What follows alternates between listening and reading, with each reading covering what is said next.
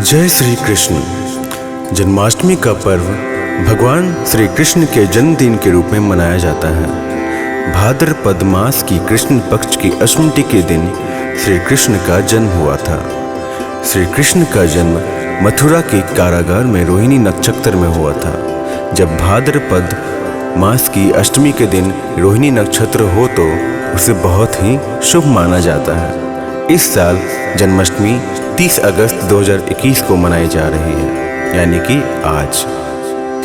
देश भर में जन्माष्टमी को लेकर लोगों में खासा उत्साह देखने को मिल रहा है। बाजार लड्डू गोपाल के वस्त्रों से सजे पड़े हैं। श्री कृष्ण का जन्म वासुदेव की पत्नी देवकी के गर्भ से 8वीं संतान के रूप में हुआ था। जन्म के बाद श्री कृष्ण को गोकुल यशोदा भेज दिया गया।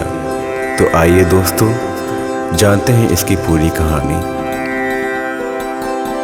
श्री कृष्ण का जन्म मथुरा के उग्रसेन राजा के बेटे कंस का वध करने के लिए हुआ था। पौराणिक कथाओं के अनुसार द्वापर युग में मथुरा के उग्रसेन राजा के बेटे कंस ने उन्हें सिंहासन से उतार कर कारागार में बंद कर दिया था और खुद को मथुरा का राजा घोषित कर दिया था। राजा की एक बेटी और एक बेटा था, बेटा कंस और बेटी देवकी। देवकी का विवाह वासुदेव के साथ तय कर दिया गया और बड़ी धूमधाम के साथ वासुदेव के साथ उनका विवाह कर दिया गया। लेकिन जब कंस देवकी को हंसी खुशी रथ से विदा कर रहा था, उस समय आकाशवाणी हुई कि देवकी का 8वां पुत्र ही कंस का वध करेगा। आकाशवाणी सुनकर कंस की रूह कांप गई और वह घबरा गया।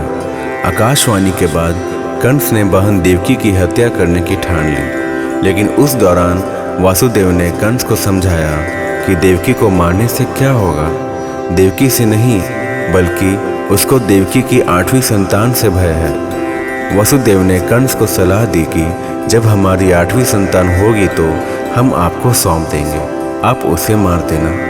कंस को वासुदेव की ये बात समझ आ गई, लेकिन वासुदेव और देवकी को कंस ने कारागार में कैद कर लिया। देवकी और वासुदेव की 7 संतानों को कंस मार चुका था। अब 8वां बच्चा होने वाला था। आसमान में घने बादल छाए थे, तेज बारिश हो रही थी, बिजली कड़क रही थी और भगवान श्री कृष्ण का जन्म लेने वाले थे। रात्रि ठीक 12 बजे कारागार के सारे ताले अपने आप टूट गए और कारागार की सुरक्षा में लगे सभी सैनिक गहरी नींद सो गए। उसी समय वासुदेव और देवकी के सामने भगवान श्री विष्णु प्रकट हुए और उन्हें कहा कि वे देवकी के गर्भ से 8वें पुत्र के रूप में जन्म लेंगे। इतना ही नहीं, भगवान विष्णु ने कहा कि वे उन्हें गोकुल में नंद बाबा के यहाँ छोड़ आए और वहाँ अभी अभी जन्मी कन्या को कंस को लाकर सौंप दें। वासुदेव ने भगवान विष्णु के बताए अनुसार ही किया। गोकुल से लाए कन्या को कंस को सौंप दिया। कंस ने जैसे ही कन्या को मारने के लिए हाथ उठाया, कन्या आकाश में गायब हो गई और आकाशवाणी हुई कि कंस जिसे मारना चाहता है वो तो गोकुल पहुंच चुका है। ये आकाशवाणी सुनकर कंस और घबरा गया। कृष्ण को मारने के लिए कंस ने बारी बारी से कई राक्षस गोकुल भेजे, लेकिन कृष्ण ने सभी का वध कर दिया। आखिर में श्री कृष्ण ने कंस का भी वध कर दिया। धन्यवाद।